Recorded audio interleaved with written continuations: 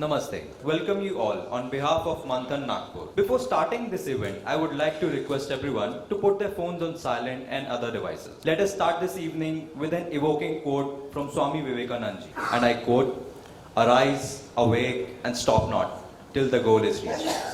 This persuasive and perpetual message from the Upanishads, uttered freely, frequently and intensely by Swami Vivekananda Ji over a century ago, incited the Indian nation from centuries of dark slumber of subjugation and called upon her countrymen, especially the youth, to offer their best for India's spiritual and national enlightenment.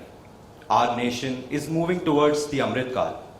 With a population of more than 140 crore, the next 25 years must be committed to the contribution of each individual of the nation towards building a new India, which is also the topic of our today's session at Manthan. Manthan Nagpur is a forum of young professional intellectuals who have come together to churn ideas with Bharati legacy, just like Samudra Manthan, which would lead to the origin of elixir of eternal life called Amrit. People can connect with Manthan through various social media channels and can access old session videos on YouTube, and all updates regarding the events and volunteering are provided on our website manthanlife.com. Coming to today's session, I am delighted to introduce to you our speaker, Dr.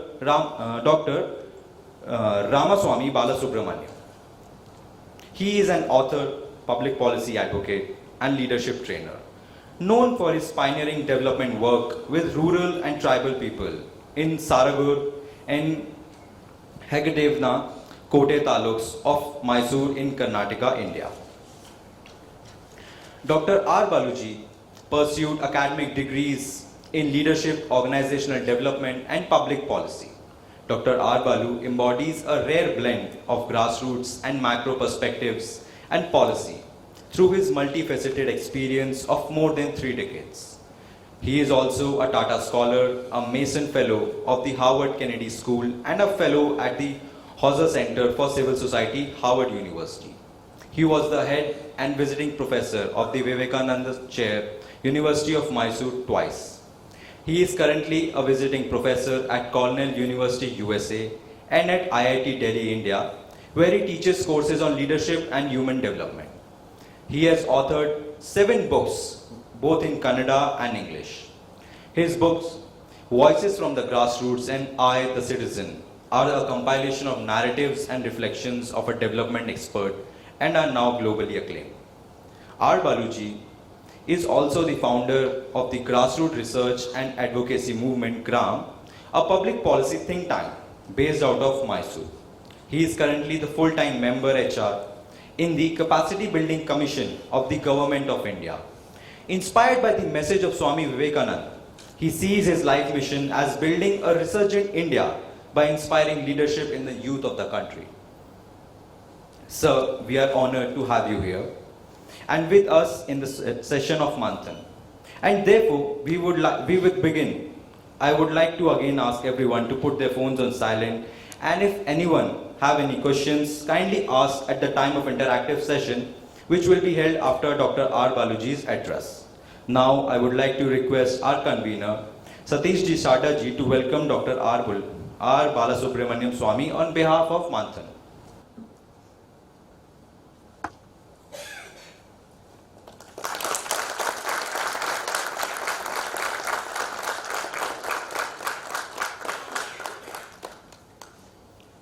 Now, I would like to request Dr. R. Balasubramaniam Ji to take his seat on the dais.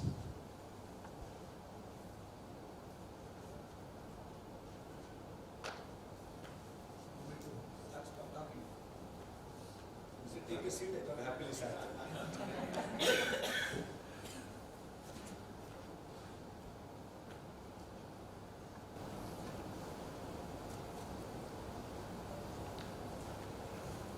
Namaste.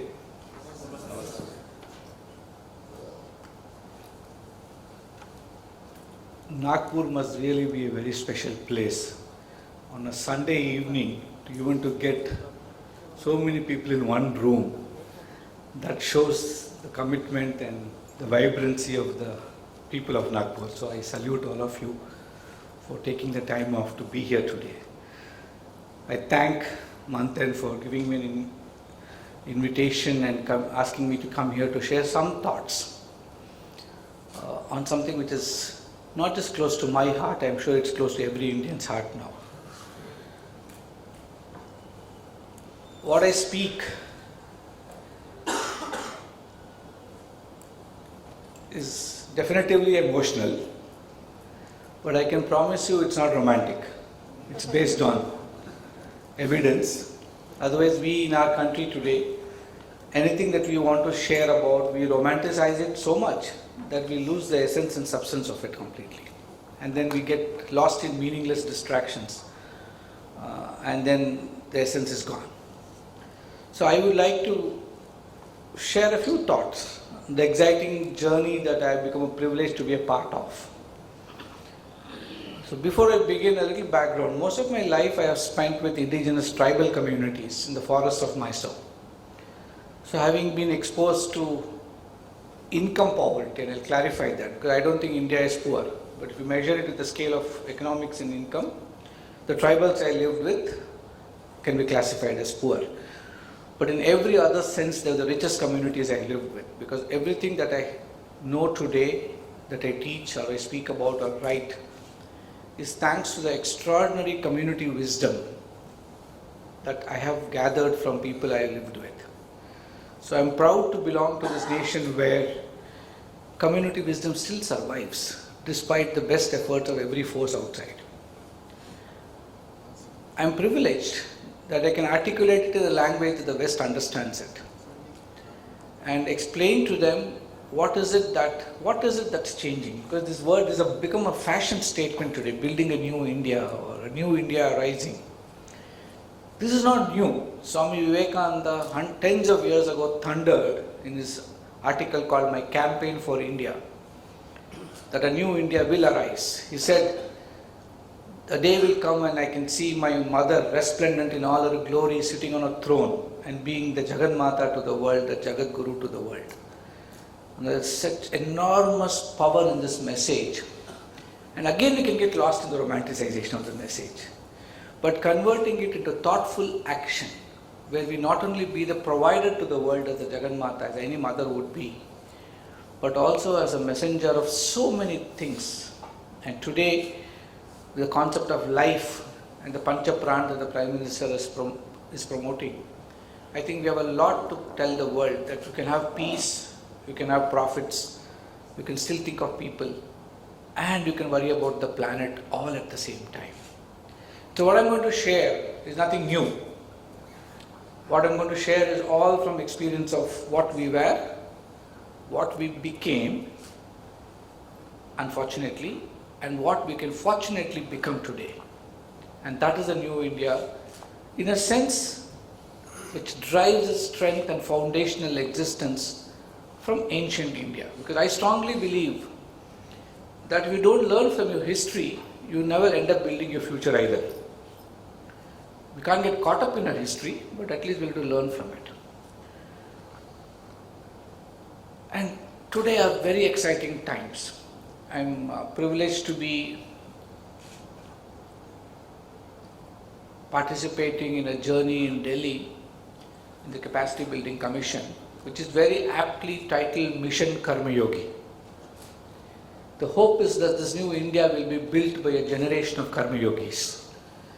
At least the mandate is within the government, but I think it can't just be government, it is everybody. A lot of expectations about India. Today, I don't know how many of you followed the news. The United States has officially given a press statement which says if India and the Indian Prime Minister starts working for peace, we'll fully support it. I'm not even sure they had even considered this 10 years ago. To even credit a nation like ours, who could possibly be a peacemaker for the world, and that too coming from a country which believes it's a global policeman. And that is a real something. I'm not saying we need a reformation from that country, but all I'm saying is it's a recognition that our time has come. But it doesn't just happen. We can't just again gloat over it and not do the hard work that has to go with it. So we are living through such fascinating times, but I want to walk you through a journey of how we were several years ago. Many of you in this room might be interested, or you might have read the report of Angus Maddison, the famous economic historian from the UK. He's no longer alive, but he's written a report called The World Economy, a Millennial Perspective. A wonderful document where evidentially he provides us information that India was the only country in the world which from 0 AD for 1600 continuous years kept growing. Though we never measured our growth economically, that's the only instrument they had to measure us with. So if you have a scale, you'll only look at everything in centimeters. So having the instrument of economy and monetary measurements, Angus Maddison measured several countries. We can always argue that the United States never existed as a country till 1776, but whatever the arguments were, when you measured the globe and the individual countries that existed, 1600 continuous years, our great country was growing at 36 to 38%. It shaped 36 to 38% of the global GDP itself. Fast forwarding it, 1600, we're the only country which kept growing year after year, decade after decade, century after century. And then suddenly the bubble burst. Now there are two ways we can look at it and say what happened, and then blame the British and the colonization, which could be substantially true. And then say, oh my God, what can we do? They came, they destroyed, they left. Now, taking one Kohinoor diamond cannot destroy us, because we had so many diamonds in our country. But then that's a good excuse to give ourselves to sit back in self-pity and then say, okay, kuch bhi nahi kar sakte hain hum, sab kuch chala gaya. Or the other option is go deep and ask ourselves, what made our country so great for 1600 years? What are the lessons that ancient India can teach us? What is it that made us discover zero, pi, trigonometry, metallurgy, chemical engineering, and all these fascinating sciences, not only of the external world, of what Vivekananda called understanding external nature, and so beautifully articulated by him as the only country, only civilization which not only had the science to decipher external nature, but had the ability to go deep inside and discover internal nature too. How many civilizations can lay claim to that? And somewhere we lost our track, and you can always blame somebody else, as always we do, the hidden hand or hand of God outside. Or ask ourselves, what really led us to be so great? Can we rediscover that and be great again? And I think that time has come for our nation. The rediscovery has started, and that is the new India we all have to think about.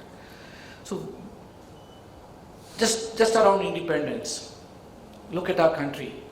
We were reduced from 38% of the global GDP to less than 2% of the global GDP in 1947, less than 0.5% of the share of global trade. A country which sent its ships out from the Chola Empire around the world. A country where Vasco da Gama writes about in his own journal that when he was going around the Cape of Good Hope, he saw an armada of ships coming towards Africa then. And in sheer fright, because he always mapped his journey in sight of land. So he had to keep seeing land somewhere, otherwise he thought he'll get lost. And to see ships coming from where no land existed, only water in his eyes. Fascinated by that, he meets the captain of the armada, and the captain brings him all the way to Kozhikode, to Kerala. And then we read in our history that Vasco da Gama discovered India. What a tragedy. We invited him to India, that's a better way of putting it. But this is a romance. Let me not get into it and get lost. But let us look at facts.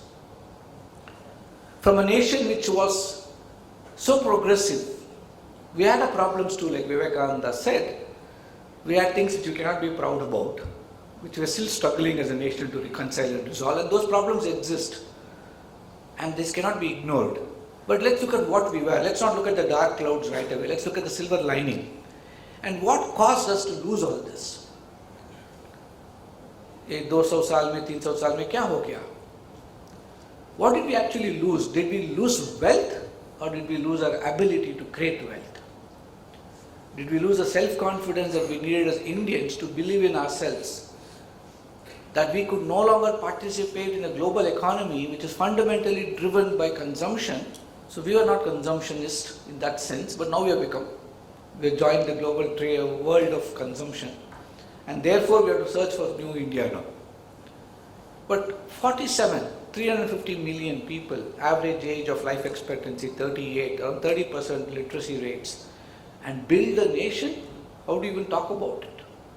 We were struggling to feed the masses, let's be practical. But today, 75 years down the line, and we say Amrit Mahotsav, fascinating next 25 years, my only hope and dream is at least I'll be alive for the next 10-15 of that. To get the benefit of that Amrit Mahotsav and enjoy it and bask in the glory that Vivekananda described Mother India as. So we are going through such fascinating, exacting times. What is this vision of New India? And I would, instead of complicating it and bringing a lot of thought, everybody has a vision. We all have a vision for a new India. Now if you ask me a vision for a new India, in the past I have written a lot. But I'm going to articulate it as 5 things which my job now is mandated to deliver on. We are building the capacities of India's civil servants to deliver on this new India. A dream which is no longer a dream, where the journey of realizing it in action has already started. And this is where every one of us can be a part of that team India, which can deliver to this new India. So let me describe what this new India is, and it's not in my words, I unashamedly copy what the Prime Minister talks about. So bear with me on that. But I think it's a fascinating milestone that we can keep for ourselves. And it covers all dimensions that we need to think about today. So before I get there, the foundation of what made India great in 1600 years, the little research I have done on that subject is that our focus as a nation, as Indians, was not on building an economy, was not on building that 38% global GDP, but was building human and social capital. For every Krishna, you had a Sudama in the same Gurukula, which equity could be established. For every NEP we talk today, we had a Gurukula then, where children were not just trained to be great in repetitive learning, but also in reflective learning. Today we have a generation of young people who start studying for the IIT at the 8th grade, and they become such experts in repetitive learning. The first time they are challenged with reflective learning, they feel lost. But then we as a nation had perfected that art, where you not only repeated the mantra or the Shubhashita that your Guru taught you, you not only got firewood and not only cooked and cleaned and learnt all the home science in an equitable atmosphere, but you also reflected on it, debated on it, and discussed it and then applied it in real life, where learning was relatable, relevant and applicable to everyday existence. So we had a lot of extraordinary wisdom, whether it is in architecture of our homes and temples, whether it is in our city planning, in all that, and somewhere along the way we lost it. Now how are we regaining it? Are we regaining, for a long time we regained it as a cheap imitation of the West. I'm not saying it's right, wrong, I don't want to get into the morality of it or the judgment of it. But the reality of it is, since we didn't have anything ourselves to creatively offer, you needed something, so at least we borrowed. But can we now drive thinking, not just for India, for the whole world, in a spirit in which we can fashion a new economic order, an economic order which I would like to call the life economy, which is driven by this new lifestyle, keeping the environment in mind, because that's a reality. I was driving by and a friend Rohan was pointing the Nag river to me, and I was quite puzzled, and he looked at my face and he possibly realized I'm puzzled and said, "This is still a river." He clarified because he didn't want me to get confused and lost. And then I thought about it and said, it's not just this. Look at every city of our country. The rapid urbanization, which is accompanied by a rapid loss of our cultural values, and the way we are mindlessly pursuing this consumerist game and we are destroying everything around us. What kind of a model are we creating? A model, if it had been steeped in the wisdom of the human capital that this nation could have generated, which had generated, we would have been a different world altogether. And hopefully that is the world that is living today. So what are we looking at? Yes, we are looking at economic growth because we need to find solutions to the poverty that we have inherited now. The 75 years of challenges. I have lived with the poorest of the poor economically, and I know how difficult it is.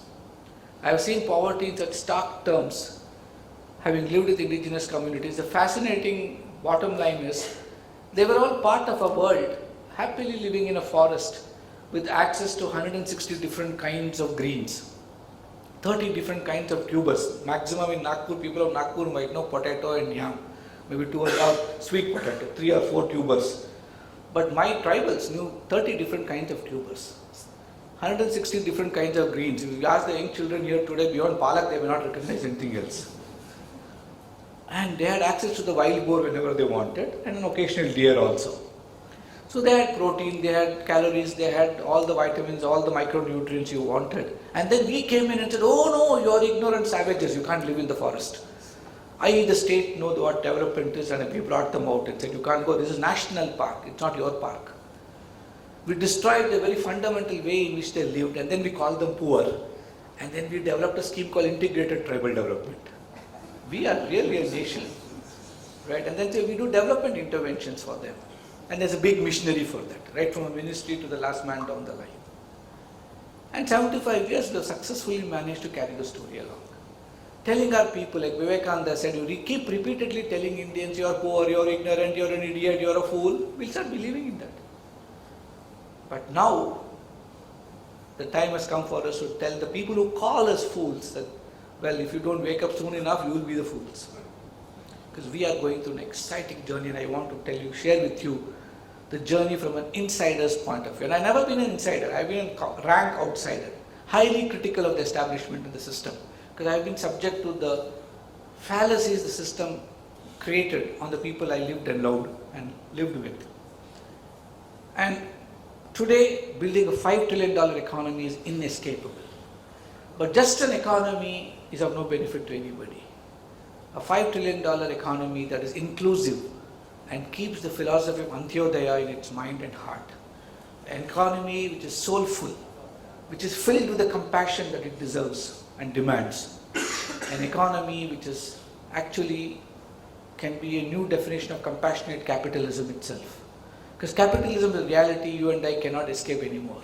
We can argue about it, but tell you how many of you can leave your purses here and walk out. Honestly, you can't even reach home. So the reality is we have all built systems and processes which has to be humanized now. And that is a $5 trillion inclusive economy that the world can learn from India, which we are starting to do. It's a long journey. What I say might look like tomorrow, but it's not. But this in isolation looks incomplete. But this backed with the understanding of Atmanirbharata. Again, that has become a slogan for a lot of people. They don't understand the deep significance that Atmanirbhar is not local production. Atmanirbhar is not an economic description of India just manufacturing everything here itself. That's a very minuscule appreciation of what Atmanirbhar is. It's a far deeper understanding of the ideation of self-reliance. It's a far deeper appreciation of throwing away the slavish mentality that all of us have grown up with. This belief that only the West knows how to administer, and we have to learn democracy from them and then we'll fashion it here. Whereas we as a nation, I read in my books of public administration, the Greeks taught us democracy. What rubbish, when I started going deep into Chanakya Niti, I realized most of his thought was democratic and participatory.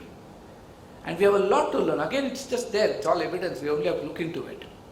So we are talking of Atmanirbhar from a very deep appreciation of that sense of pride and self-esteem that today we all can have.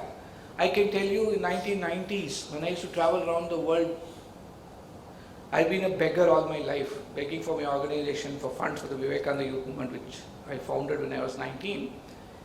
And that is how we ran. The organization built hospitals, schools, etc. And you needed public donations for it to sustain. So traveling around the world with my begging bowl, I had to start off with a map of India. And then I would show them, ये भारत है, ये कर्नाटका है, यहाँ तो मैसूर है, मैसूर के जंगलों में मैं रहता हूँ. And oh, India, that is India. Half the time they would think that India means some reservation in the North Americas. Today, I can promise you, anywhere in the world you say I'm an Indian, and people recognize, respect and admire you for what you are. And that is the magic that you have done. And wherever you go, whichever country that you go to, we have a footprint there. Whether it's, I'm not saying we should have a war and then go solve it. Look at the way in which wherever there's a crisis, our Vande Bharat missions brought our Indians back. We never made our people feel proud of their passport. Today at least they're proud to carry an Indian passport, and slowly its value will go up. I keep telling my young students, you better come back now itself to India, because after that you won't be welcome here anyway. There won't be place for you here anyway. Because that we would have moved so far ahead. So that is the spirit of Atmanirbhar, where we are driven by the dignity of existence as an Indian, as a Bharatiya, with the self-respect that we deserve to command, not that we beg and ask for. And I'm sure we'll get there. The next generation will take us there. It's already taking us there. And the third is ease of living for every Indian. And these are all mandates of the Prime Minister. I'm just repeating his mandates. So, like I said, unashamedly plagiarizing his words. How do you make every Indian feel that I am valued and I matter to this country? And how my life can be made better, whether it is a metro, they can manifest in different ways. Manifestations can be different ways, or a birth certificate which you can download, or a digitalized land record system. All those can happen. Or the UPI that we have, or a COVID app, or COVID, look at it. What a fascinating way. Nobody talks about our success stories, because we live in a world where polarization has become the norm. You speak on behalf of somebody, then you have to speak against somebody else also. So here we live in a world, if I say I love India, the only way I can say it is if I say I hate my neighboring country. If I say I am proud to love my religion, I must say I also hate other religions. The sad part of a narrative of this world today. But I am not going to be caught in that web of deceit. I am going to be very proudly telling you that there's so many things that's happening that we can be proud of. And this attempt to search, as a public health specialist, I can tell you, no country has managed COVID the way we managed it. You're all sitting here without masks. With the confidence, not with the arrogance of not wearing a mask or saying COVID is, I know, 3 people, you can wear it, don't worry. Those of you who want to wear should wear. It's a personal hygiene issue, and we cannot comment on it. But what I'm trying to say is, at a time when the most modern nation's head calls a fiction invented by scientists, we actually demonstrated that not only do we have the ability to mass produce a vaccine, we might not have done the R&D, at least we mass produced it for the world. 40% of the global supply of vaccines came from India. And real Vasudhaiva Kutumbakam was, when we needed the vaccines, we still gave it. That is the spirit of being the provider for the world. That is Jagan Mata that Vivekananda dreamt about. And it is not just words. The entire public systems, private ecosystems, everybody participated. The first time Indians came together. Not the saying I'm government, I'm private, I'm NGO. We created the migrant crisis, but we solved it too. That's the beauty of India. Today we are at a point where we can actually track, name and tell which one of you got a vaccine, where, which day, and who gave you the vaccine. Tell me which other country in the world can give you that kind of data. COVID looks very simple on your phone. But the enormous hard work in the record time in which it was built is a tribute to our Indian genius. And we have to give it the credit. You walk into a village today, I was driving from Bangalore to Mysore, and typically, I don't know how many of you have traveled that route. Now you can't because they made a fenced highway. But earlier you could stop at every village and drink a tender coconut. That was a routine. If you're going from Bangalore to Mysore, you must stop for on Elniru. That's what tender coconut is called. And I detoured from the highway, went in search of the Elniru, and I suddenly realized I only had a 500 rupee note. And that fellow was, after drinking the tender coconut, at least before, if I had realized, I would have gone off. And that fellow looked at me and said, "Don't worry." And he pulled out that sticker. He had stuck it onto a shell of the Elnir and the tender coconut and showed it to me and said, "Scan madbudi, sir." This is India today, where the technological benefits is not restricted to just urban elites, but to every single village in our country has got access to UPI on their phone. And that is made in India, not copied, a cheap imitation of the West. And today we are asked, other countries, including Singapore, want to use our UPI. We must have really come a long way ahead. That is the spirit of Atmanirbharata and ease of living that we are talking about. And it's happening. And all of you can participate and enhance it and make it happen faster. Whether it's ease of doing business, just imagine. A friend of mine, she's a small-time theatre owner in a theatre complex. Today everything is a complex now. So, and she was telling me, one day she was thrilled. So when I went to Mysore, she came home and saw me and said, I have to show you this letter. I thought, what is it so important? And after she got a Nobel Prize, or her daughter is in Columbia, I said, did she graduate top of her class? She said, no, you should see this letter. That letter was a congratulating letter to her, thanking her for paying her, all her GST on time and everything is perfect, it was verified, and thanking her on behalf of the Indian government from the local officer, saying that we are proud to have you participate and do your citizenship duty. She was, for the first time she felt, wow, I am at least recognized as a citizen. That is Amrit Kal. We have all been subjects for this long. Subjects where we have believed that the government can take care of us and keep doling and we keep receiving. Today, the Prime Minister talks of Jan Bhagidari, where we are partners in the progress of this nation and not just recipients of doles and welfare that the state throws at us. And that will never rob us of our dignity, because it will give us the power to question the state too. In Jan Bhagidari is a system where power asymmetries and information asymmetries will soon disappear, and it will make us feel so empowered that as empowered citizens we can actually finally hold the state accountable. And that is the India that we all need to build, and that is the space that we need to occupy soon. So whether it is building a $5 trillion economy, or ease of living, Atmanirbharata, the next is citizen-centric governance. 10 days ago in a meeting of the Rozgar Mela, the Honorable PM said, citizen is the new mantra of this country. Citizen-centric governance is going to be my new approach. And these are not just words he made. Constantly we are all working to make sure the entire government machinery becomes citizen-centric in a measured way. Things which will never get to be disclosed, but only can be experienced.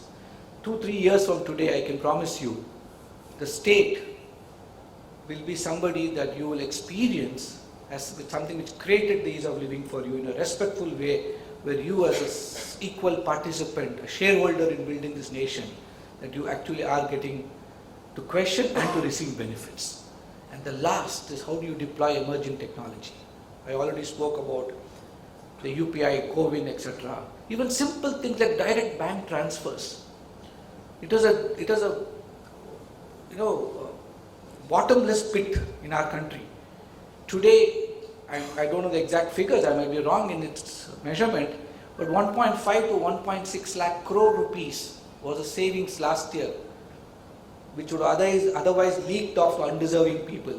Just by making sure they reach the deserving people directly into their bank accounts, this nation has saved 1.5 lakh crores rupees a year, and year after year, just imagine the savings we'll have. This is deployment of technology, whether it's drones, whether it is environment, or whether it is our young people. Or 3 days ago, ISRO could launch the cheapest, smallest rocket which could launch 3 satellites together at the same time. The rest of the nations have to come to us to launch satellites now. We still hold the world record, I think 100 or 102 satellites in one rocket. And today we made the smallest rocket. It looked like a Diwali rocket going up, but it still carried 2 or 3 satellites in it. But that is the beauty of Indian, like I said, science, genius, whatever you call it. But now it's time to gloat over it also, to talk about it and take pride in this kind of small things that we are doing, which has great impact. So if this is a new India we are building, what are all the things that we can all do? An India which is so interconnected that what I speak in Nagpur right now is possibly watched by somebody in Washington DC. And whether I like it or not, it's a permanent digital footprint I leave behind with my words. That's the reality of life. We are also interconnected. So where the state alone cannot deliver, and we can only deliver if the state, the private sector, and civil society, academia, all of us join hands together, breaking the silos that we have created for ourselves in our thinking, and say that a synergistic partnership is what can deliver to this country. For too long, we have all believed that we are the heroes, everybody else is the villain. I was a part of it. 30 years ago, if you had asked me, I would have said the worst invention of the human brain is the government. What is this? How can state is the greatest proponent of violence? That's what we teach us in sociology and political science, which is true. But governance is a constant effort to mitigate and reduce that violence. And that is how we must measure a state, and not by the violence it creates. In a world where market failure is real and state's role is real, you cannot do away with the state. Today it took me 30 years of making all those mistakes. I have fought the state, I have sued the state, I have taken them to courts. And therefore I can talk more authoritatively, because I made those mistakes without knowing. I was an outsider, an anti-establishment, angry young activist. But today I realize that that's one method which can take you that far, but it can't build a nation. What you need is partnership, what you need is synergy, what you need is working with each other. So instead of constantly seeing the dark clouds, we got to start seeing the silver lining and expand the silver lining till the dark clouds disappear. Instead of harping on the weaknesses of everybody else, can we build on their strengths? I should have thought that I can never supplant the government as an NGO. At best I can supplement it. Instead of calling all private sector as the people who are ruining this earth and raping the planet, I would have said, how could I humanize them more further? How could I actually make sure they're socially conscious? And their social consciousness can be with the prophets, without losing sight of what society needs. And if we had just learnt all that, and today that is the India we are building, where we are conscious, we are regulating, at the same time we want to facilitate partnerships. So when we talk of partnership and Janbhagidari, it means this spirit, where we recognize each other for the strength that they have, renegotiate the weakness that they might bring to the table, and instead of calling it out, work to overcome it, and together build the nation that we can be truly proud of as one collective Team India. That is what New India is aspiring for. And that is the India we need to shape. And the state is doing a lot, whether it's entrepreneurship, whether it's IT world, whether it's tech-enabled world. The amount of startups that youngsters are today talking about, dreaming about, 95% might fail. No, we always look at the 95% failure. That is a dark cloud. But what about the 100 people who try to attempt it? That is a silver lining. Now I remember a story which a tribal chieftain taught me. One day, when I first went in, I'm talking of 1987, all my life being born and brought up in Bangalore in the comfort of an urban environment, never having seen an Indian village at all,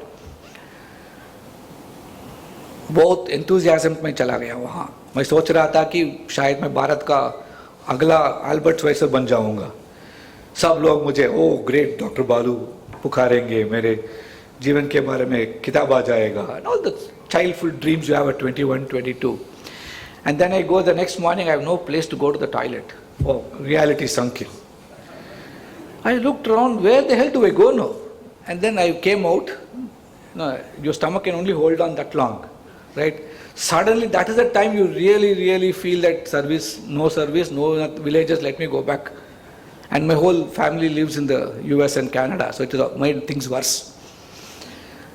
So I was wondering what to do, and then elderly tribal Muddaya was there. I went to him and said, then it suddenly struck me, I am living in a tribal colony with tribals all around. They must also be shitting someplace, right? It can't be that they are all holding on like me.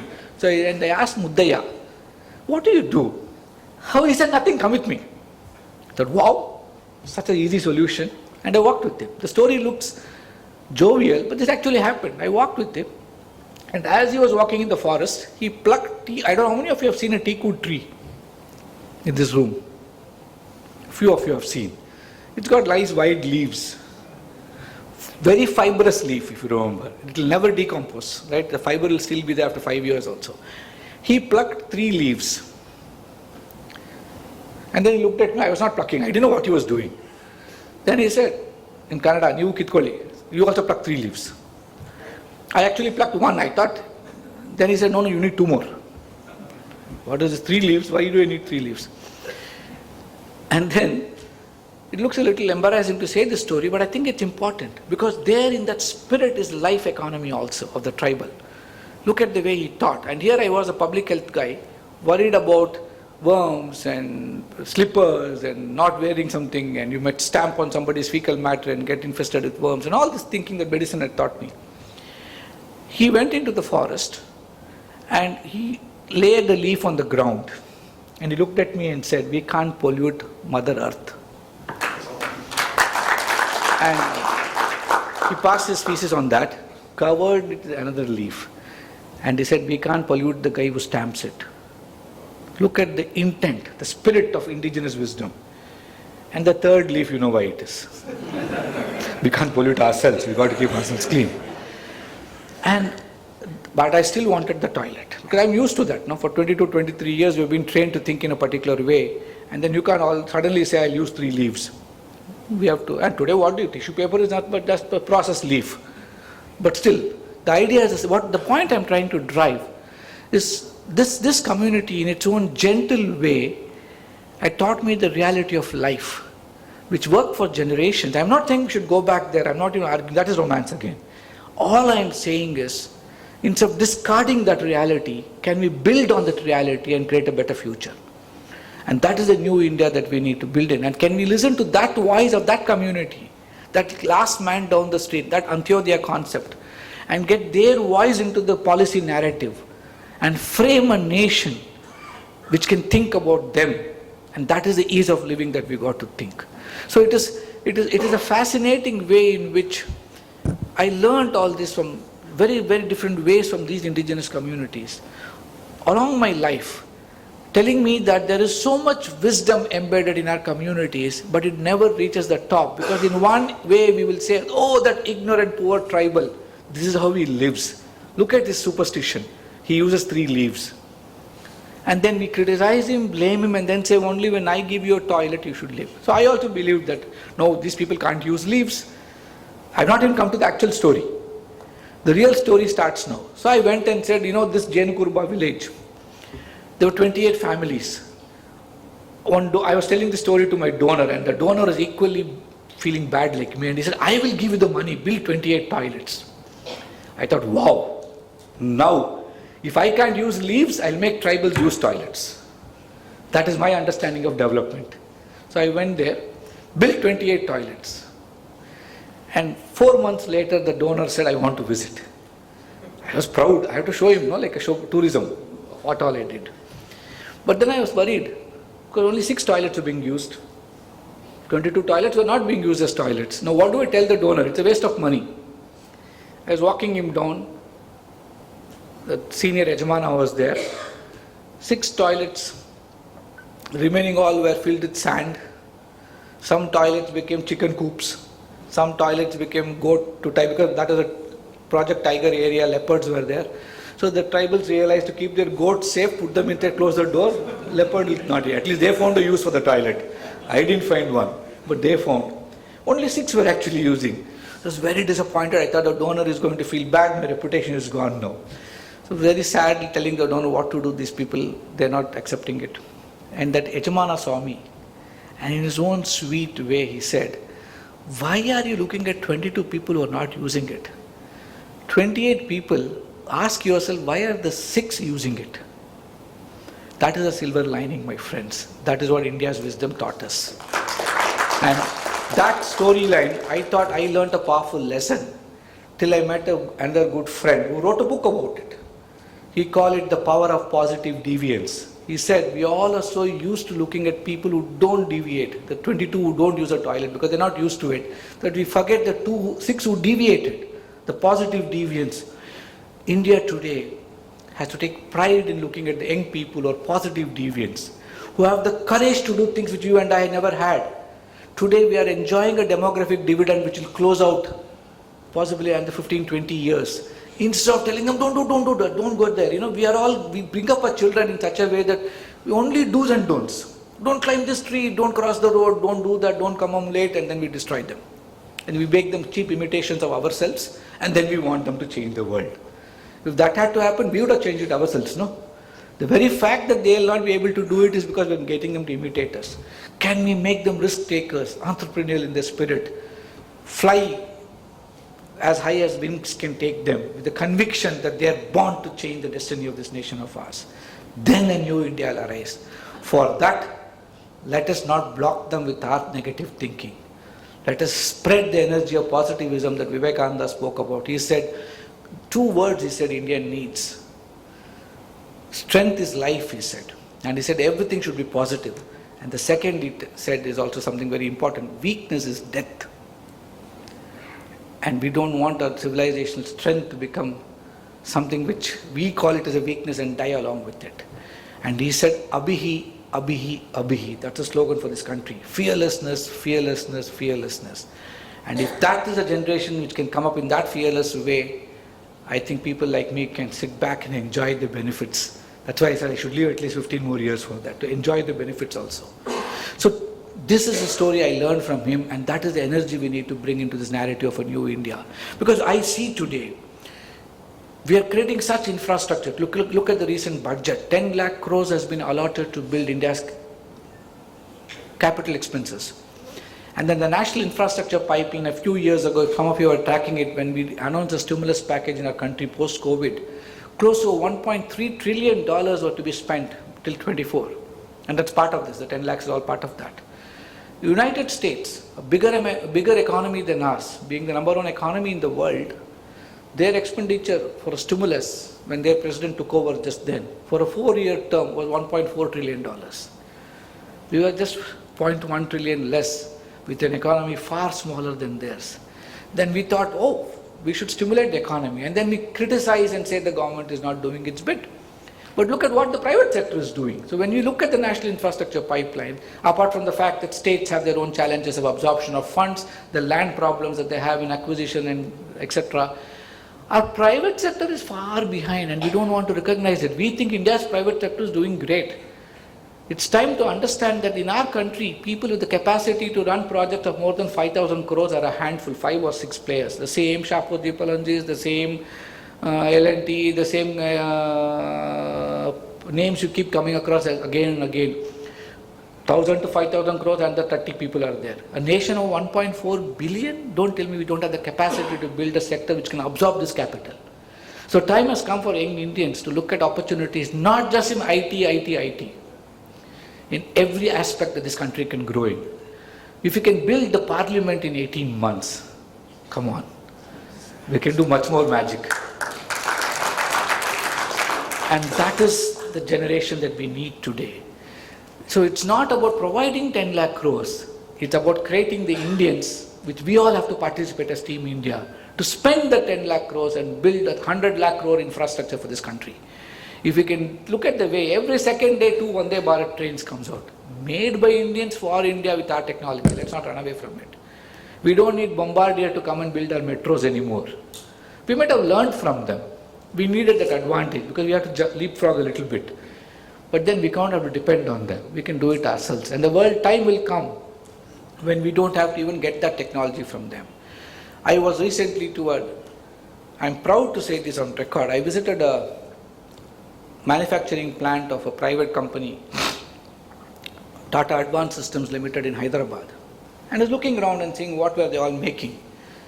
And they are making Apache helicopter fuselages. And we had just read that India is buying Apache helicopters from America. I said, how come we are making the fuselage and we're buying the helicopter again? They said, yes, we are the only suppliers in the world with a zero error for several years continuously, with supplies to both Airbus and Boeing, to competitors. We are one of the best suppliers for both of them.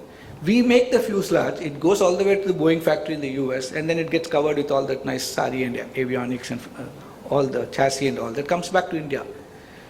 And it is not too long when we'll make that also in India. But then I looked at who are the Indians making this? Must be our engineers from IITs. Because who else can think of all this and all this composite materials and build it? So I walked around their production line. I walked around the training centers. Young people, 22, 23-year-old girls from the local villages, engineers from tier 2 cities, all of them meticulously trained for 18 months to achieve that 0% tolerance, the 0% error rate. What a joy it was. Any Indian will feel pride when he walks through such situations. And that is not just one place. It's happening in several places. From a small little classroom in a village, today we are dreaming perfection and actually achieving it. Now we need to expand it. We can't be one isolated incident here and incident there. We have to make it the norm. Then a new India will arise. So we need to discover ways in which we can participate in technological progress. We need to discover ways in which we can apply it to mankind and its future growth. We need to create an economic model which draws its commitment to public from the government. its social consciousness from the civil society sector, its efficiency DNA from the private sector, and collectively create a new fourth sector, a new for-benefit economy where every Indian is a shareholder in this growth story and not just a bystanding stakeholder, becomes a stakeholder in this growth story, not just a bystanding shareholder, gets something out of it, but a deeply invested stakeholder whose voice matters. And when we come together as that Indian, as that proud Bharatiya that we represent, something which comes from the deep DNA of this India civilizational culture of participation, of ownership, of custodianship, I think that is the team India that we all need to build. That is a new India that has to be created. And then we can look back and say, we have brought Vivekananda's dreams to life. Before I end, there's a recent book that's come out called The Global Guru, Swami Vivekananda. Finally, the world concedes he's not just India's guru, he's a global guru. A professor from Oxford has written it recently. But much before that, an American historian who went through the horrors of the Second World War decided to do a research on what makes America great. And as she studied America, she suddenly realized 1890s was a milestone for the United States. And when she went deeper, she discovered something happened in America. She says a cyclone swept across the geography of America, and she called that cyclone Swami Vivekananda. She didn't know who he was. She had no idea. But her research discovered it, and she writes a book based on a thesis, A Gift Unopened. And she calls Vivekananda as a gift God sent to the land of America, which they have still not opened it yet. And in that book she writes, if Christopher Columbus can be credited with discovering the land of America, it is Swami Vivekananda which gave her its soul. Now Vivekananda has given us his everything to this country. He's given us the conviction that we can throw away this slavish mentality, this deep-seated negativism, inferiority, and the colonial mindset that we seem to transfer generation to generation. Shake it off, he said, like lions. Roar and tell the world, we have arrived. I think let's discover Vivekananda. In that discovery, the discovery of Vivekananda within ourselves, in that discovery, discover that sevak that this country needs. That sevak which can contribute to building a great India. Namaste.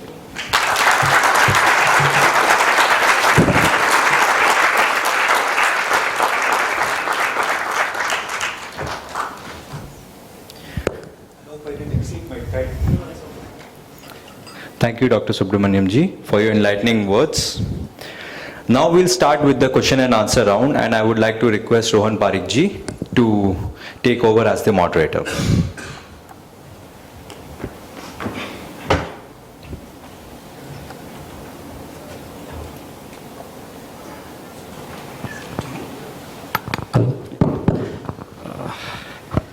Good evening all. Sir, it was a very enriching and enlightening experience for us. Much needed positivity to the young generation. The entire generation of India, not just the more so for the older generation. I think so it's more on the younger shoulders to take this country forward. Thank you for the insights. We'll start with the question answer session. I request whoever wishes to ask the question, please raise their hands. Give a one-line introduction about yourself and keep the questions very short, crisp and short. And end it with a question mark. Yeah, and end it with a question mark, and let's not be a comment and a suggestion. Yeah, please. Myself, Pradeep Maheshwari. I'm working as a natural resource strategist. Here I want to just draw your attention that since last around 8 years, we are just actually observing very, very hard work from our Prime Minister. Each and every scheme he has given to the masses is very much hard work and very much brainstormed by the expert people. But here just I want to draw one thing, that the deeper financial inclusion still missing. When the Honorable Prime Minister took over, at that time we were giving around 83 crore people free grains. The first he has started. But still the number is same. Actually, what we see in the rural areas, that the prosperity is moving out in the urban areas. And many actually youngsters, many actually young age people, they find very difficult to see actually when they compare the life of similar age boys in the city and rural, they find it's very actually sometimes depressed also. So here actually I'm just reading your capacity building commission involvement. So just I want to request one thing, that each and every city, each and every district of the country must have a SWOT analysis, where on the basis of their strength, they can build something to involve the young generation, where the financial includes and our respectable earning to everyone reaches to every house. I know there's no question in this, but I'd just like to give two things. Any movement in the needle, especially in the economic front, is a end output of several things in the environment. Now, our economy suddenly leapfrogged because it was driven by the STEM economy. And unfortunately or fortunately, STEM is driven by capacity to understand English and master mathematics, which became an urban resource. Traditionally, somehow in India, we never built on traditional understanding of mathematics or STEM education. We just imitated and it became an urban economic model. Today, substantial parts of our GDP comes from urban India. 68 to 70% in most states, like Maharashtra and Karnataka, it will be 80% even. Maharashtra lesser because you also have a strong rural agriculture belt. The toolkit you need, the skill sets you need for generating an urban economy are very different from a rural economy, but education is harmonized and homogenized. Everybody gets the same damn thing without realizing that the foundation is different. You can't have, it's like a relay. You can't all start at the same point. We all start at different points and we need the race to be equitable, which is not. So a lot of investment has to go into rural India in terms of creating the infrastructure to get them ready to participate in the next generation economy. That is happening. But the results will not be seen overnight. Now there's also a fallacy in this argument. The fallacy is the reality of federalism. We can't dismiss it off. Now nationally policies can be made, aspirational statements can be set, funds can be given. We are now calling it aspirational districts. Now we're calling it aspirational blocks, to that level of disaggregation. Unfortunately, if the state governments don't have the same enthusiasm, energy and share the same dream at the same wavelength and urgency, you will not see the results here. So I think as more and more states also start aligning to this common national aspiration, the results will be faster. But inclusion, I would always look at the trends. I'm not defending anything. I have no mandate to defend anybody or any system. I'm a thorough, hardcore researcher and I look at only evidence. If you look at inclusion 10 years ago, inclusion 5 years ago, inclusion today, I can give you anecdotal evidence. There are also a lot of papers coming up now. Anecdotally, unpud in the traditional schooling sense, tribal woman can use a RuPay card in a local ATM and draw her pensions today from a zero balance bank account she has got. That is financial inclusion. For her it's working. Now it may not change her destiny overnight, but she gets the entire 1,000 rupee pension without the postman taking 20 rupees. It comes directly to bank account. She knows how to use a RuPay card and she'll proudly come and tell me, "Nan draw maadi kodthini. I'll draw and give you." That is the confidence and that change that we are seeing. And this happens. But these things take development is generational. Unfortunately, most of us measure it from a corporate quarter to quarter mindset. 3 months में क्या होता है? 3 months में कुछ नहीं होगा. देखने के लिए कुछ नहीं हो रहा है. लेकिन तो हो रहा है. अंडरकरंट में तो कुछ बहुत सारे कुछ हो रहा है. लेकिन असर पड़ने के लिए शायद 4, 5, 10 साल लगेगा. And that trajectory is happening. So I am very confident with connectivity growing the way it's growing today, with the highways. The man from your city seems to be obsessed with connecting India, every village of India. So the way it's growing and the way it's happening, I think technological connectivity, digital connectivity, every village has got internet. We can always say, what are they watching on the smartphone so cheap. Some children may be watching pornography, but some children also use it to watch Khan Academy. So it's a byproduct of progress, we can't help it. But the fact is children are able to watch all those videos even in a village today, and sometimes that impact will be there. It raises aspirations. A villager feels frustrated because he says, look at all how urban people are living. They all have motorcycles, they have all this, but why am I so poor? But it can also work the other way and say, I should also want to get there. What can I do to get there? So I always look at that side of the story, and I always tell myself, if that hunger can be promoted, and say, what can I do to become that? Then I think more and more inclusion will happen. And let's remember, if a man wants to stay hungry, let him stay. If you want to fill up your stomach, we'll walk with you. But if I will not come and feed you, I think that is disgraceful in my opinion. It's my personal opinion.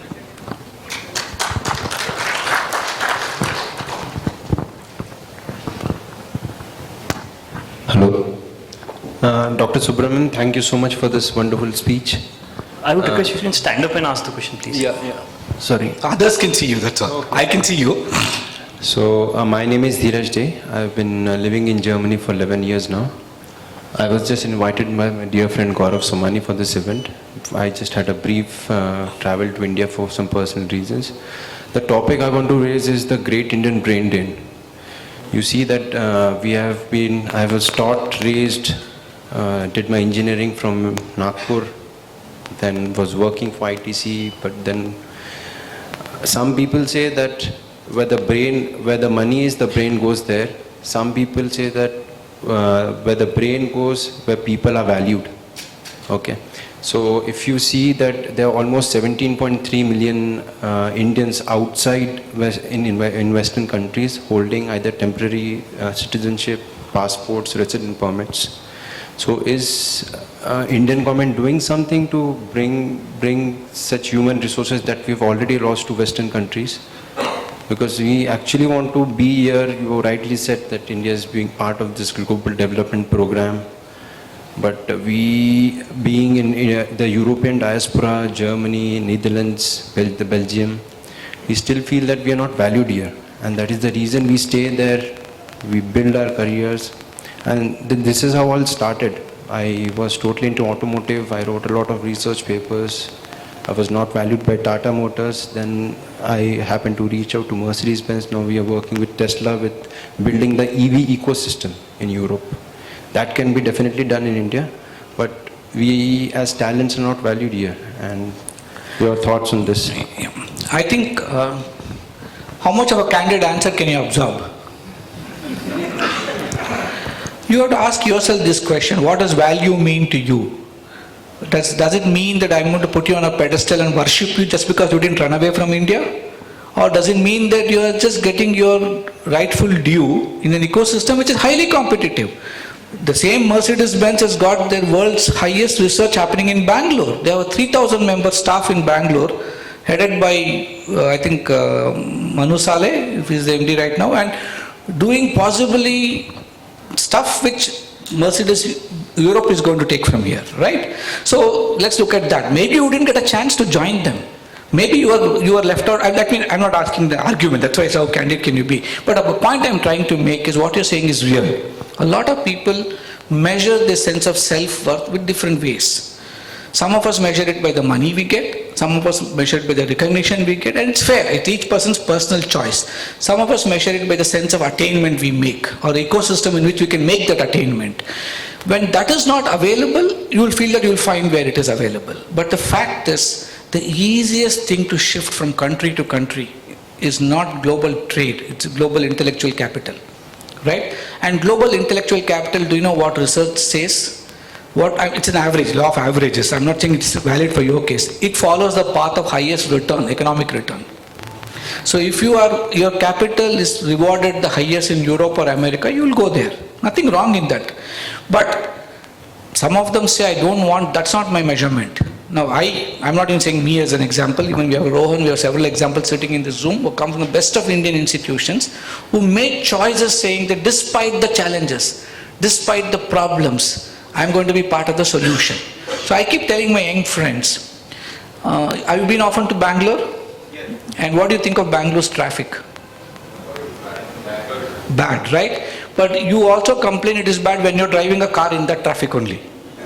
Right? You are the driver, you are part of the problem. That is what we all Indians are. We are all part of the problem that made this ecosystem like this. It is time for us now to reframing it as I'm going to be part of the damn solution from today.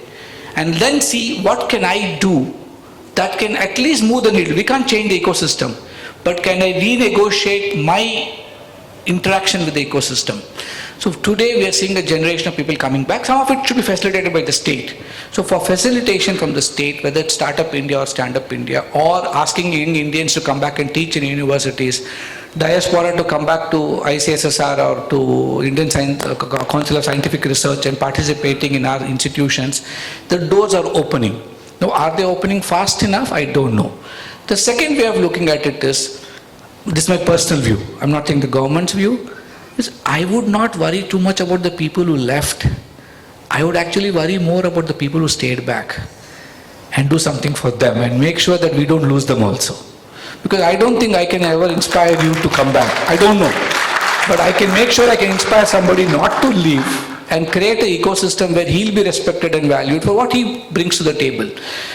That has begun to happen today. Today, our institutions are not able to absorb the research grants. Do you know that? It's begun. That's the kind of money that's going into them. I travel around the country going to various national institutions. I can give one recent example. There's an institution called National Institution of Ocean Technology in Chennai, NIOT. And they are doing a lot of wonderful work. And I went with the professor who is an expert on all that, who was visiting, and I just thought, why don't you come and say, I'm going to an area of your expertise. He went around the labs and he told me, this is a national institute. My lab in my university has got better facilities than this, but I produce 20% of the work they are doing. These people are really great, he said. I never saw that from that perspective. The scientist has a choice. He can say in NIOT, I have 80% less equipment than the outside world. I can only do 80% less work. But with all the constraints, we have done the magic of working in resource limited settings and produce 5 times or 6 times more output. So we'll have to discover more of them and invest on them to make sure that they can come out. It's a so slow change. I think the change has just begun. And we still have 25 years left for that Vision 2047 to happen. And I'm sure in 2047, your son will tell you, why are we living in Germany? Let's go back to India.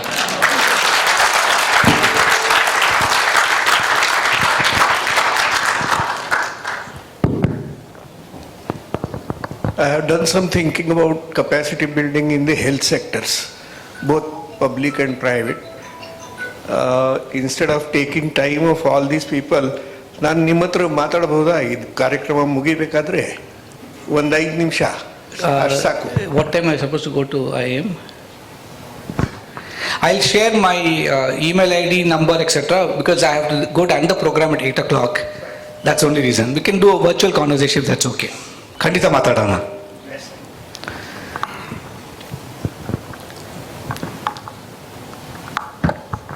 I think you have to look at hands. No, okay.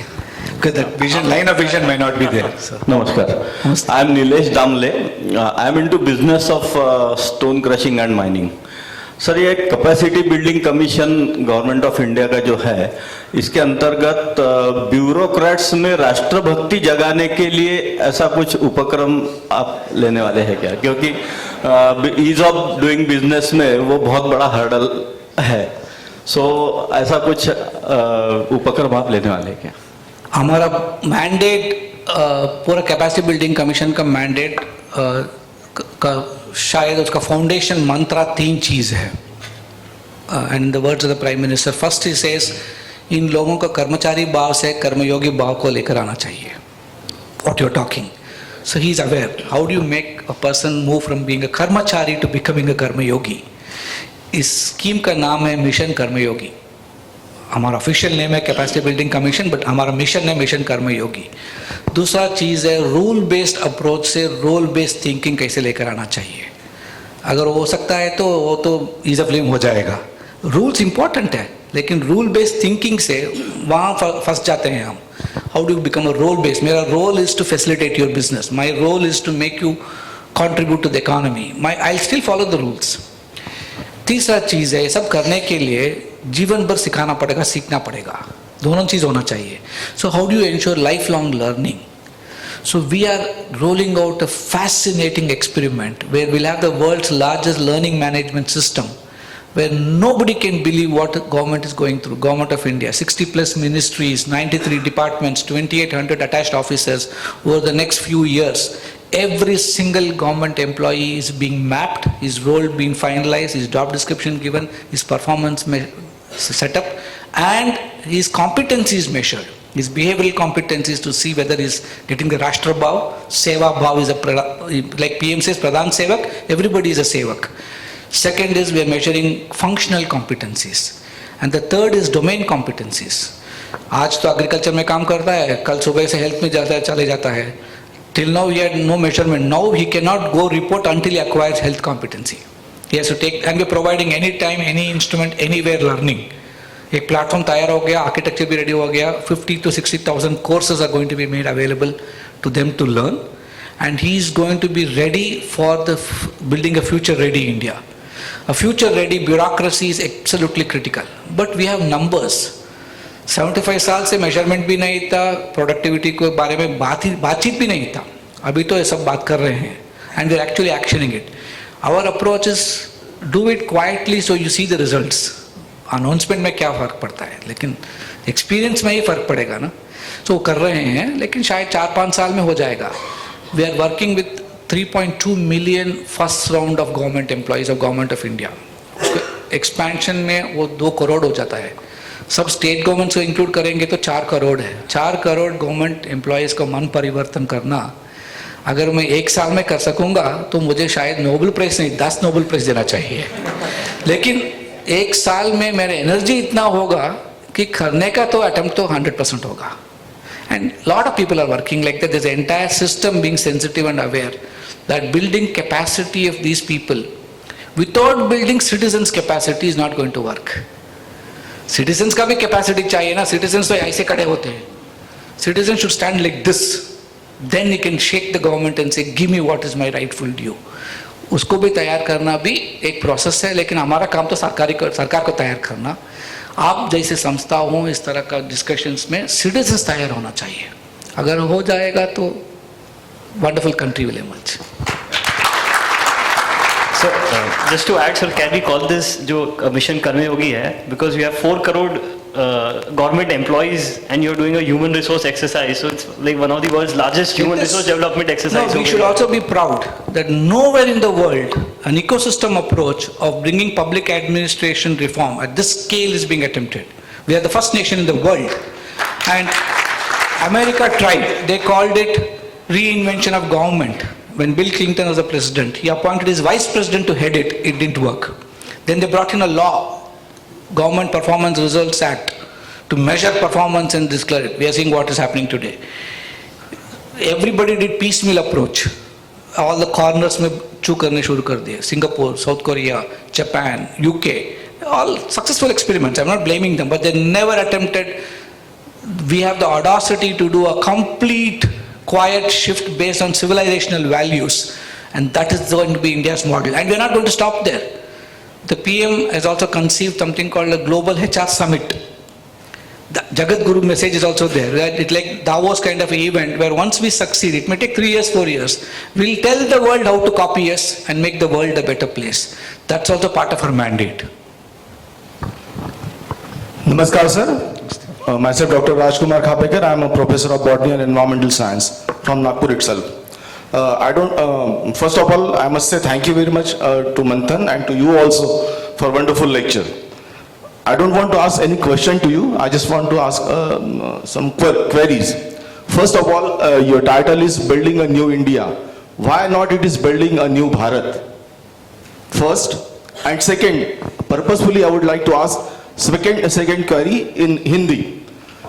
Sir 75 साल या फिर जो भी हमारे देश को आज़ाद हो चुके हैं, उसके बावजूद भी हमारे सरकारें क्यों नहीं कर्नाटक, आंध्र प्रदेश और तमिलनाडु जैसे स्टेट में हिंदी बोलचाल को और बढ़ावा नहीं दिया, उसके पीछे क्या रीजन हो सकता है? और अभी शायद हो रहा है, तो ऐसे क्या रीजन हो सकते हैं उसके पीछे? क्योंकि बिल्डिंग अ न्यू इंडिया और building a new Bharat, I must say building a new Bharat, तो उसके लिए इन सारी चीजों की भी जरूरत है, ऐसा मेरा हम्बल सबमिशन है.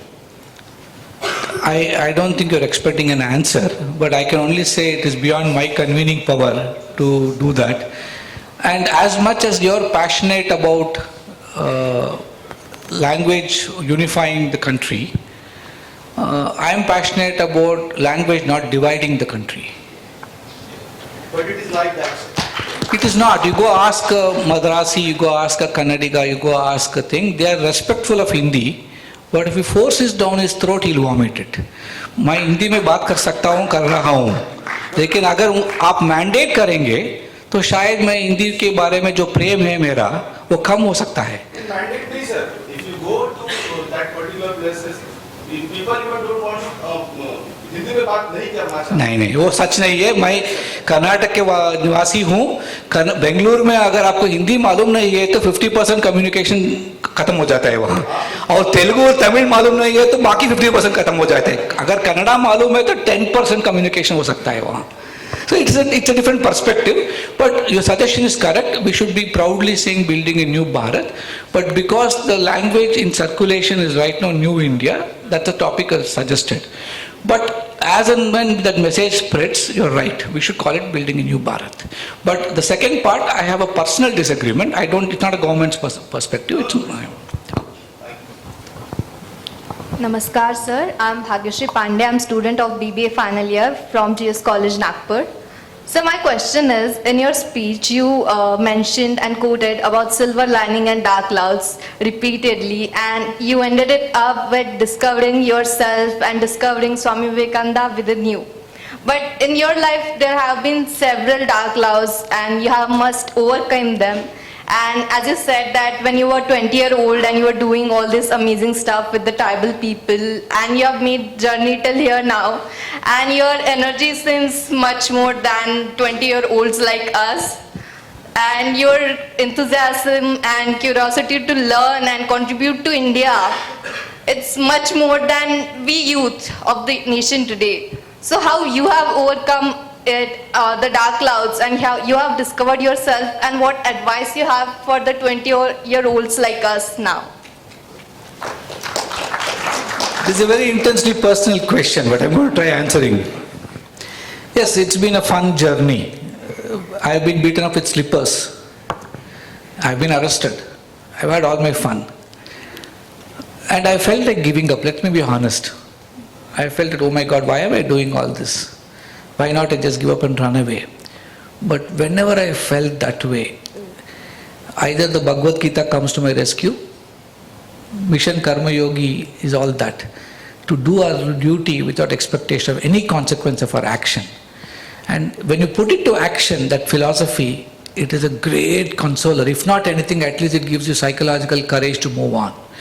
But how I practically face my life today is when a problem comes to me, I simply ask, if Swami Vivekananda were alive today and he was facing this problem, I believe he's alive in spirit and philosophy, but let's say the physical form is there and he's subject to the same problem, how would he think and solve this? And a rush of ideas come to me and I say, wow, this is what I'm going to do. So every time I hit a roadblock, I look forward to it now, because 4 more new ideas of Vivekananda I get. So I tried to write it 20 years ago in a book called Vivekananda as I See Him. If I rewrite the book today, it will be based on the last 20 years of Vivekananda's message that I see in different ways playing out in my life. I don't know if that answers, but that's the truth. Namaste sir, my name is Shubham Yajurvedi, I'm from Nagpur, I'm a data engineer. So my major concern with capacity building is human resource building, especially when it comes to cops. Police capacity is very down.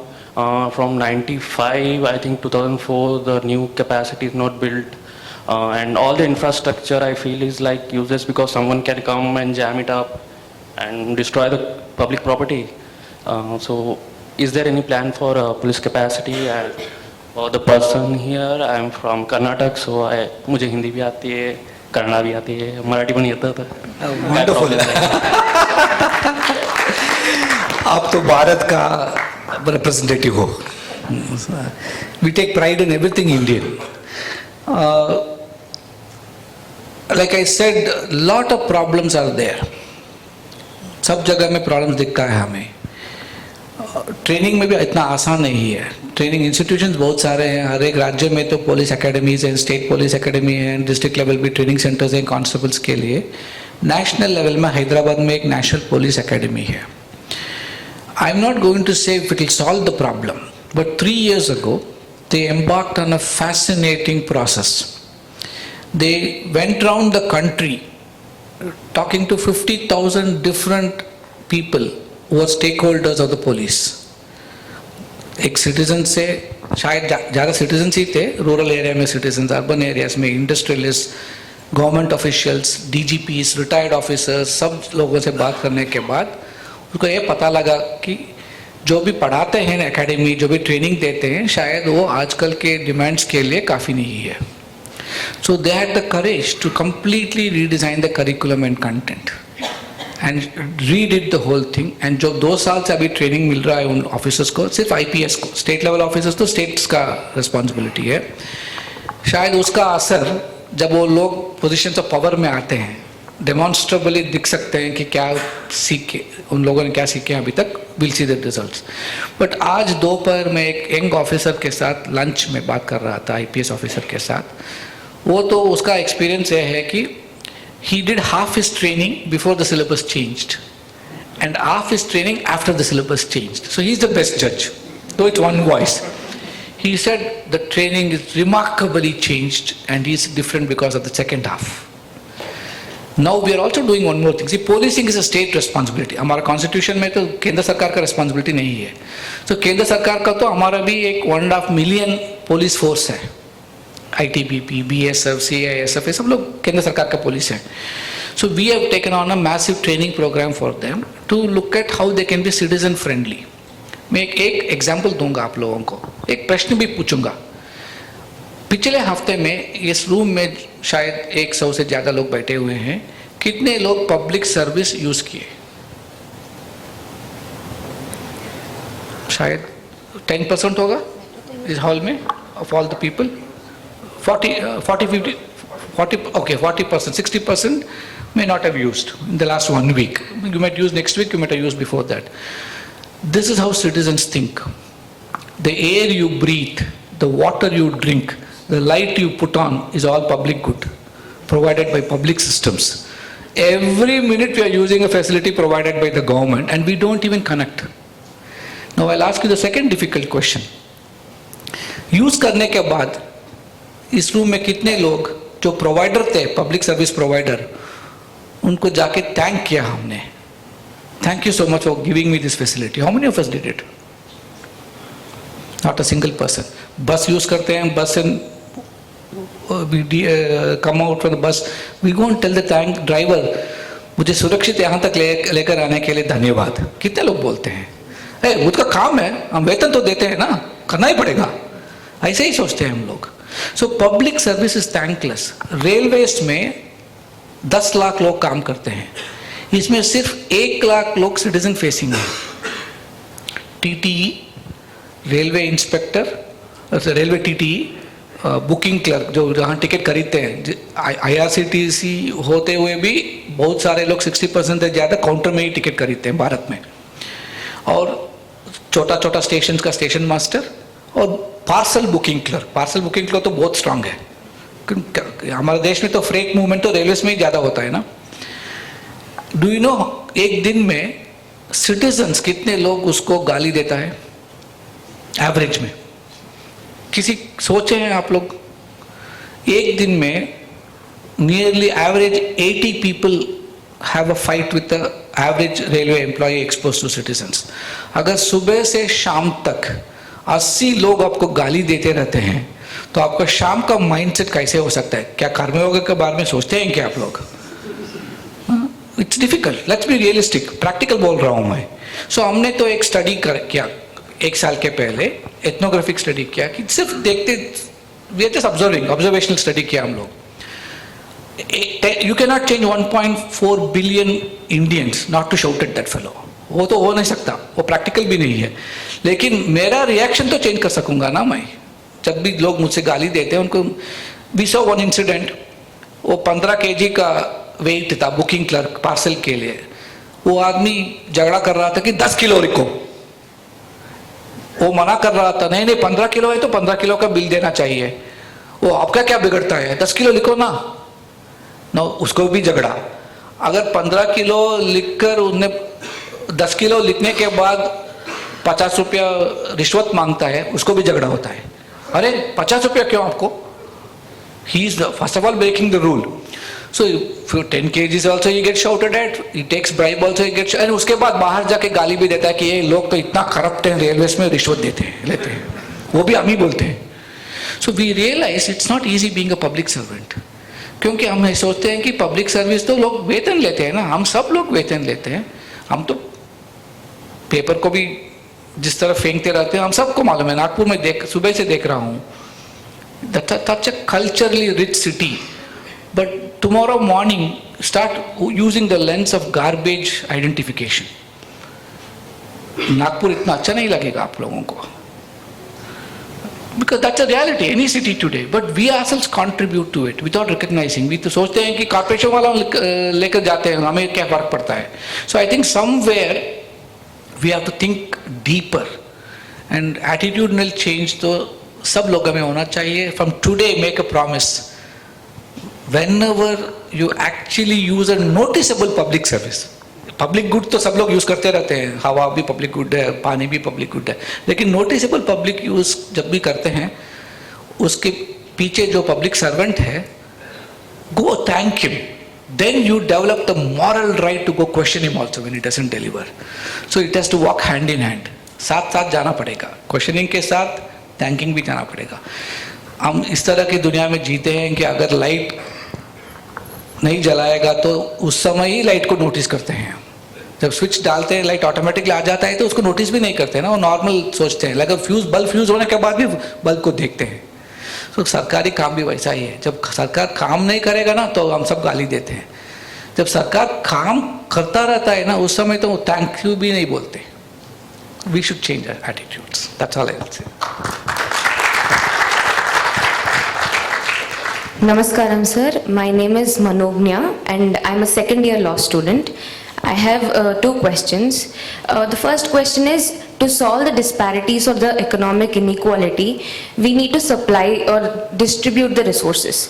With you being with the indigenous tribes, if there's development coming over there or the resources coming from the cities or the other areas, do you think this would affect the culture? This would affect their culture in a way. And secondly, you started Swami Vivekananda's Youth Movement just at the age of 19. So me being a law student or anyone being here, what can we do to empower the people and empower ourselves for building this new Bharat? I think any human development has got its consequence, positive and negative, whichever model. Human development in the fashion on the income growth story or the economic narrative is not sustainable. All the sustainable development goals the United Nations is talking about is a joke. By 2030 we can never achieve it, because that is not the narrative of development. So for me, I'll describe what I think is development. It's a personal opinion, okay? To me, human development is not about the roads, the airports, the toilets, the great halls, the buildings, electricity. All that are important manifestations of development, but that is not development. Development is also not fighting poverty. To me, development is a constant expansion of human capability. And what do I mean by that? What are the capabilities I look at? It's about building human and social capital. And I would define human capital. If you as a second year law student, your capability has to grow, to give you the confidence to negotiate the challenges of this world, that is development for you. So human capability is a constant, and this is very Indic in thinking, very Bharatiya in its concept.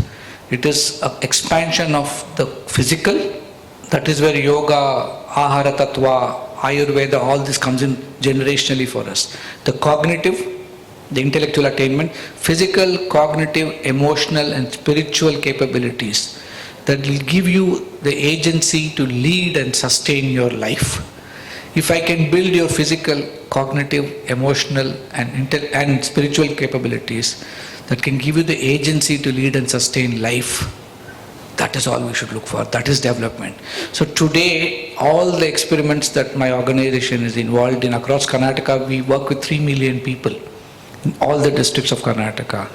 Our work is not to look at development from this. These are consequences of the development. So you invest on human and social capital, they result in powerful economic consequences. And those consequences are all that I described earlier. But our work is only that. And I'm not saying that will not have negative repercussions. It might have. When you build social capital, you build social collectivization, you give them collective bargaining power, it can be used positively, it can be used negatively also. Corruption can be a negative expression of social capital, influence peddling can be a negative influence of social capital, but collectivization is a very powerful positive enabler also. So everything has got plus and minus, and I'm very conscious of it. But I believe that this has been my approach, and it has been very successful. Last question or? We'll have last 2 questions. Yeah. I think the gentleman here has been very patiently raising his hands, and I can see him but you cannot. Okay. Last, yeah. We'll end it with you. Yeah. Yeah, we'll end it with you, sir. Yeah, okay. We'll end it with you. Please. Namaste, sir. Sorry. Boli. Okay. Namaste, sir. I'm Sanket Kalambe, and I've been your student from last 3 years in different platforms. I was a student of Rashtam School of Public Leadership also. Oh. And yeah, recently I'm working with a cybersecurity firm, and along with that I'm also building a cultural lab initiative. So I think most of the answers here that you gave have been covered.